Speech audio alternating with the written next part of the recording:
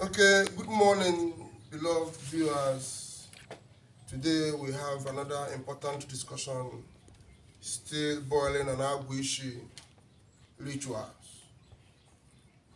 Why is it important? Why is it necessary in our life and all that? We are going to continue with the scriptural background because some of you want to know, is there any link to this Bible with the seals and the tables? Is there any link with Agwu? When we talk about the 7 seals and the 12th table of the Father, it is how we're talking about. That's Agwu. And I'm going to outline them for you using the Bible. Then you go home, while you read them, you now pray to get the vision. You know, it's not just a text that we read like for someone that is in school. This text is written in codes. It's not just a language.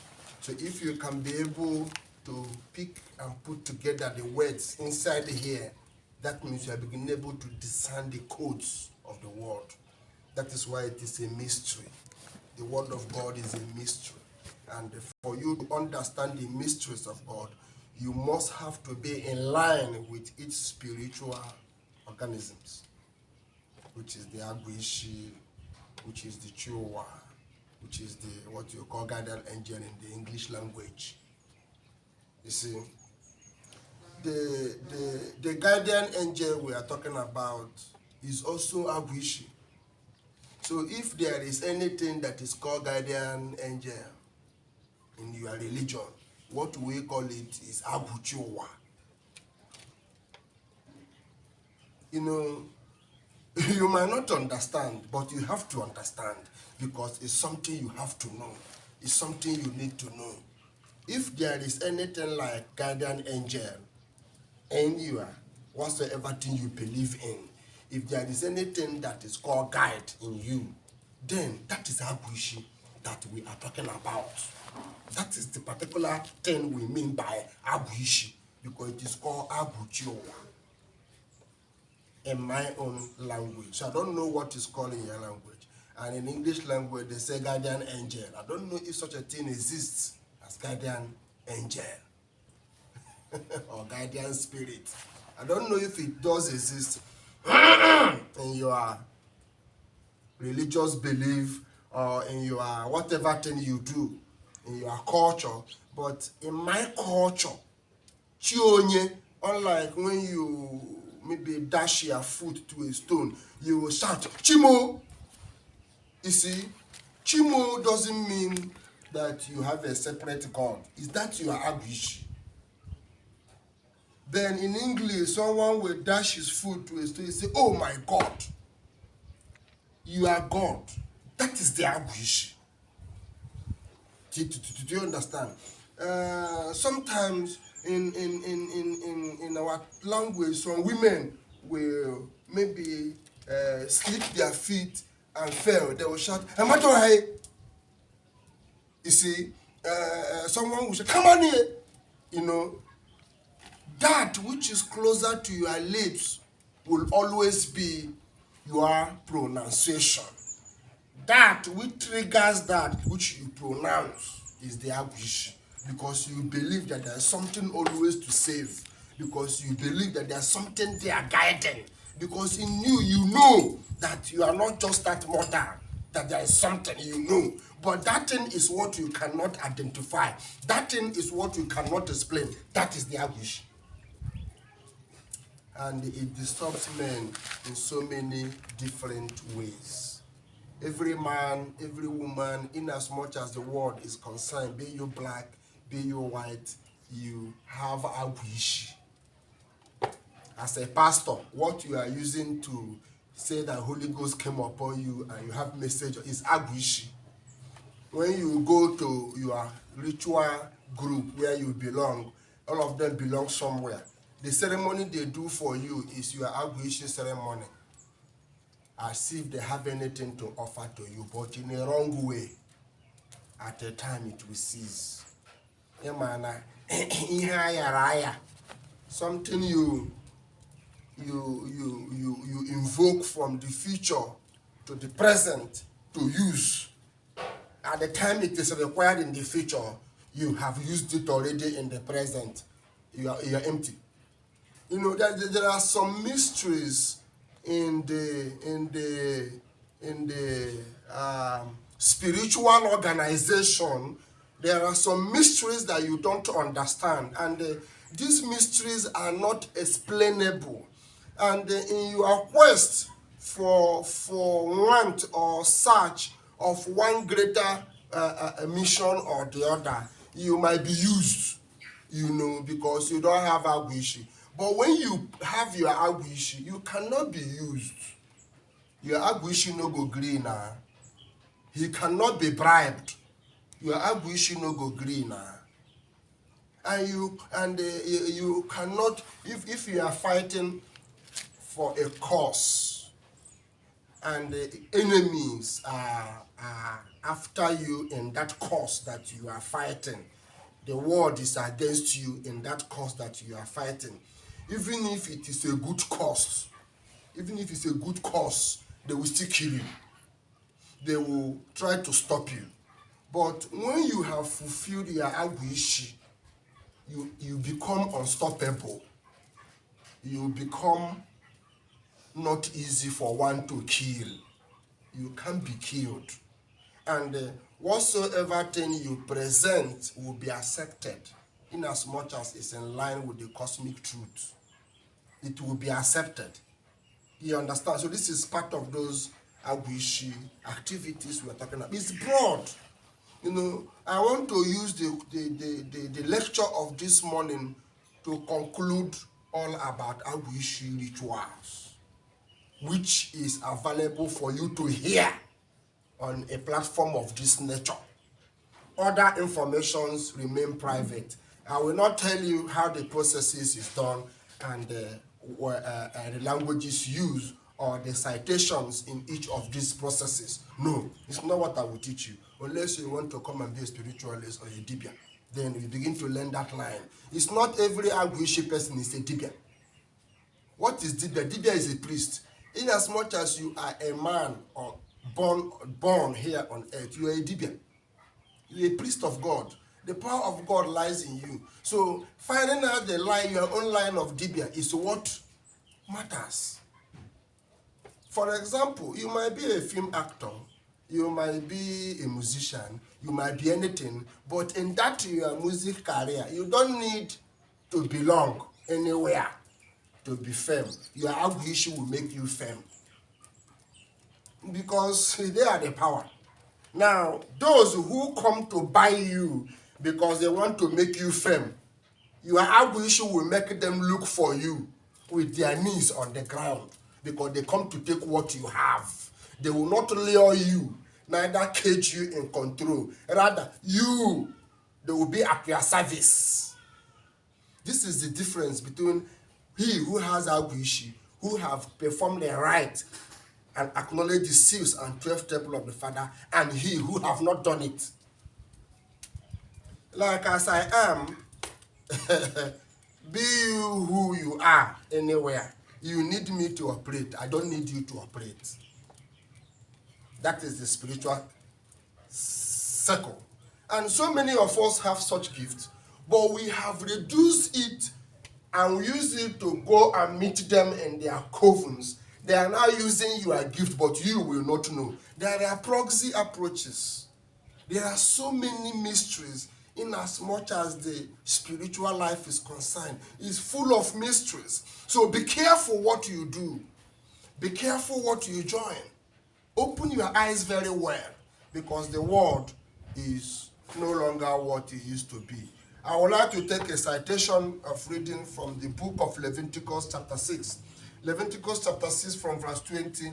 I'm going to take it down to some level and I stop. What I'm going to talk about there is these offerings and how it's been, these offerings that we give and the purpose for these offerings. And this is from 20, I will read. This is the offering of Aaron and of his sons, which they shall offer unto the Lord in the day when he is anointed. The 10th part of an hin of fine flour for a meat offering, perpetual, half of it in the morning and half of thereof at night. In a pan it shall be made with oil, and when it is baked, thou shalt bring it in, and the baked places of the meat offering shalt thou offer for a sweet savour unto the Lord. 22. And the priest of his sons that is anointed in his stead shall offer it. It is statute forever unto the Lord. It shall be wholly burnt. 23. For every meat offering for the priest shall be wholly burnt, it shall not be eaten. And the Lord spoke unto Moses, saying, Speak unto Aaron, to his son, saying, This is the law of the sin offering. In the place where burnt offering is killed, shall the sin offering be killed.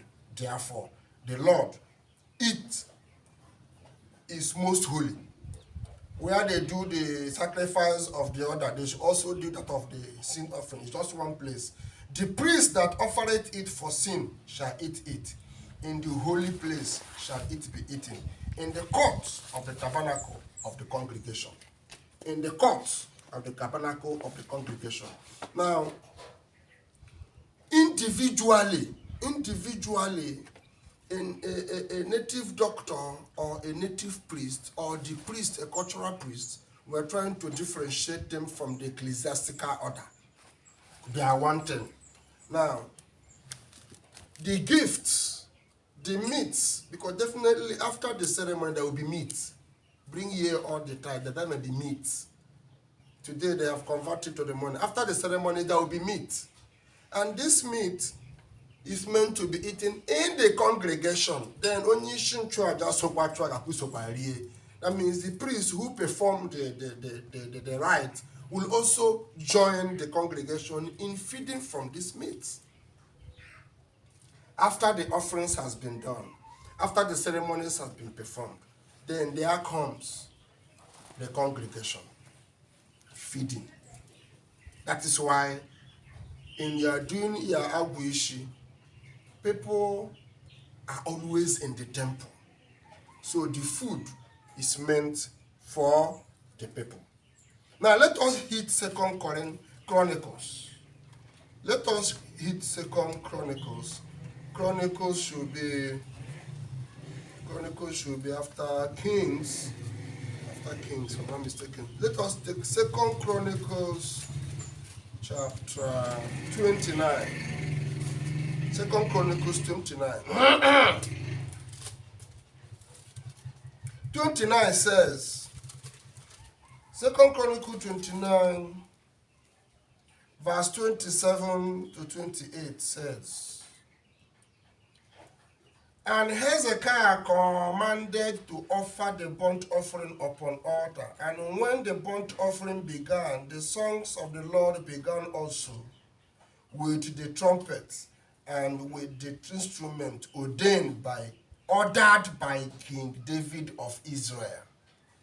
As soon as the sacrifice began, there also began or the trumpet and with the instrument as ordered by King David. I mean, while they were offering, King David gave order for the strings, the band people to start singing, and people start singing. Now, this thing that is done in the culture is what they now adopt in their different churches. And say God said. But it was an act of the cultural exhibition. Now, 28. And all the congregation worshipped, and the singers sang, and the trumpeters sounded, and all this continued until the burnt offerings was finished. 29.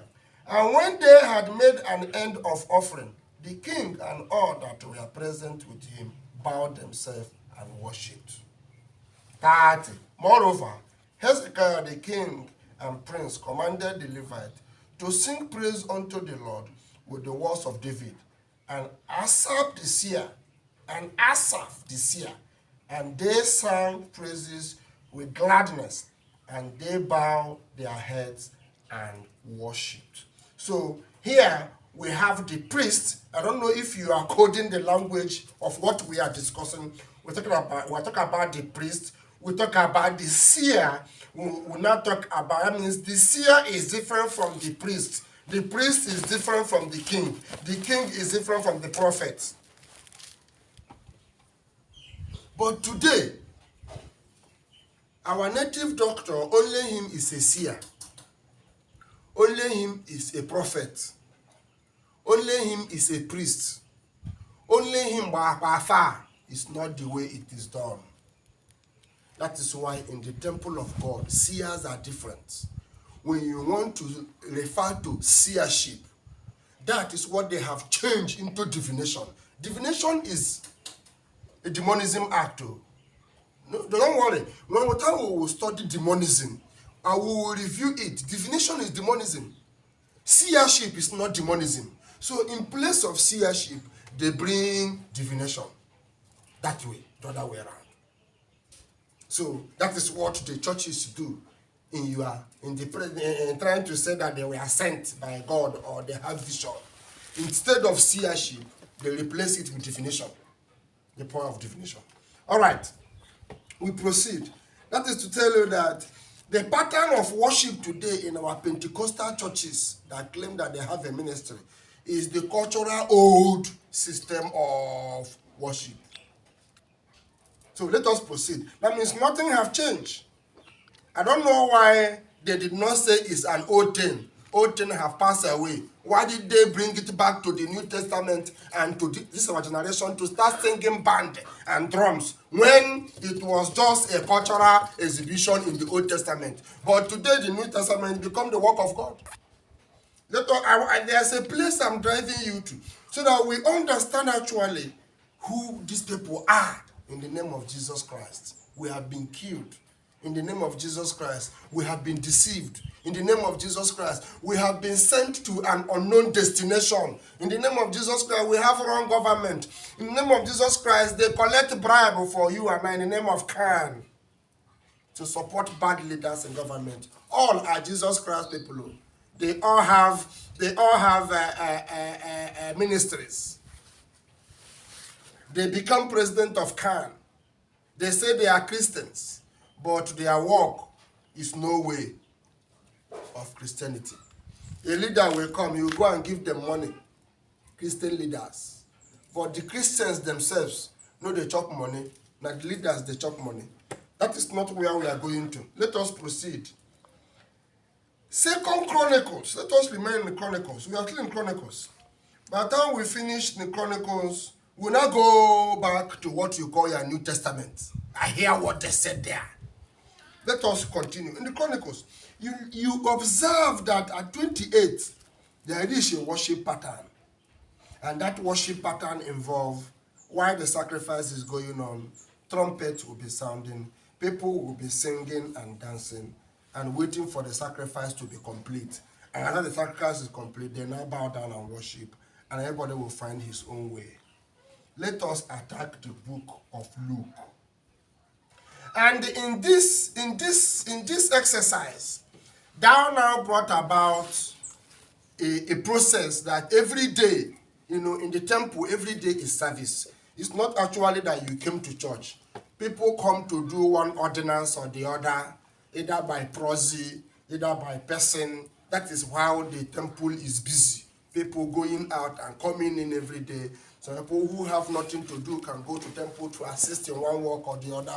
The congregation, or where the congregation, if people can gather, be singing and be praising, but that doesn't mean that they are at the sacrificial front. No. There's always a congregation. And when it is your turn to, or when your time has come, or the section you come for is on, you can now leave the congregation and join the section where you come to perform the ordinance, or to join the section of the ordinance that concerns